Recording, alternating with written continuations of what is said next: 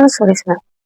Apa itu konsumerisme? Konsumerisme adalah paham atau gaya hidup berlebihan seseorang di mana ia membeli berdasarkan keinginan atau demi status sosial, bukan kebutuhan. Jadi semata-mata hanya untuk memenuhi rasa gengsinya ataupun karena keinginan sesaat. Jadi konsumerisme adalah gaya hidup yang mengkonsumsi barang dan jasa secara berlebihan, di mana pembelian didasari oleh keinginan untuk kesenangan atau status sosial, atau semata hanya untuk gengsi, bukan sekedar kebutuhan. Saya memilih topik ini karena ini topik yang sangat menarik untuk dibahas. Masyarakat Indonesia semakin mudah melakukan transaksi melalui marketplace, media sosial, maupun aplikasi pembayaran digital. Kemudahan ini memang membawa banyak manfaat, tetapi juga memicu perilaku konsumtif yang seringkali didasarkan pada keinginan, bukan kebutuhan. Sebagai seorang muslim, penting bagi kita memahami bagaimana Islam memandang gaya hidup konsumtif agar kita dapat memanfaatkan teknologi tanpa melupakan nilai-nilai syariat. Fenomena konsumerisme semakin meningkat seiring berkembangnya e-commerce di Indonesia. Meningkatnya e-commerce di Indonesia seperti beberapa platform belanja online secara rutin menawarkan program seperti flash sale, gratis ongkir, cashback, harbolnas, hingga promo pay later yang mendorong masyarakat membeli barang secara impulsif.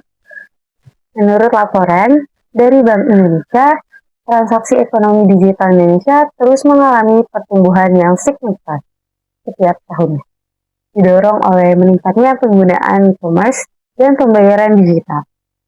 Sementara itu, berbagai media nasional seperti Kompas dan CNBC Indonesia juga memberitakan meningkatnya penggunaan layanan Buy Now, Pay Later atau Pay Later, khususnya di kalangan generasi muda.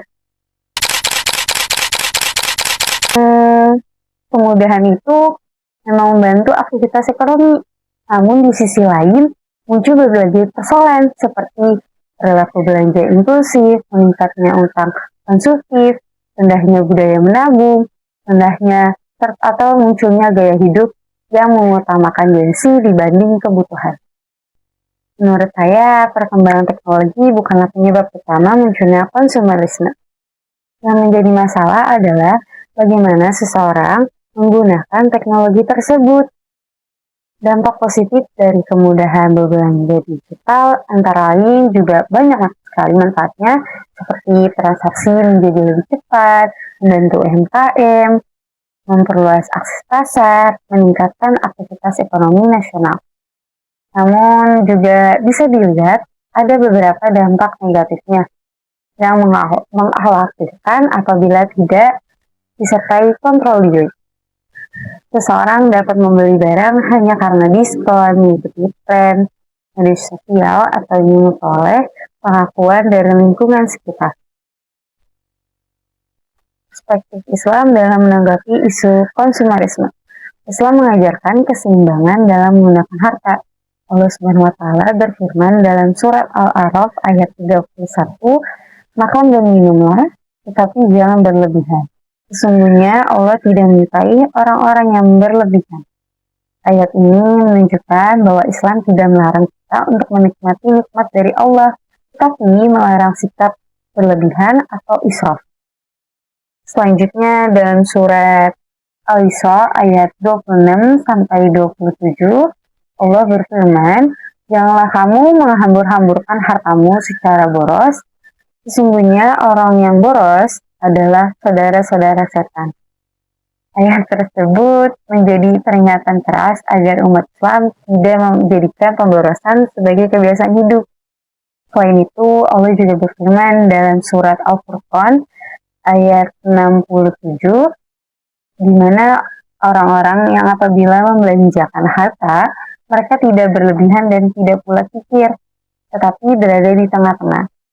Prinsip wasatiyah atau keseimbangan inilah yang menjadi karakter seseorang Muslim. Kita bisa menarik kesimpulan, konsumerisme merupakan tantangan nyata masyarakat modern Kenapa?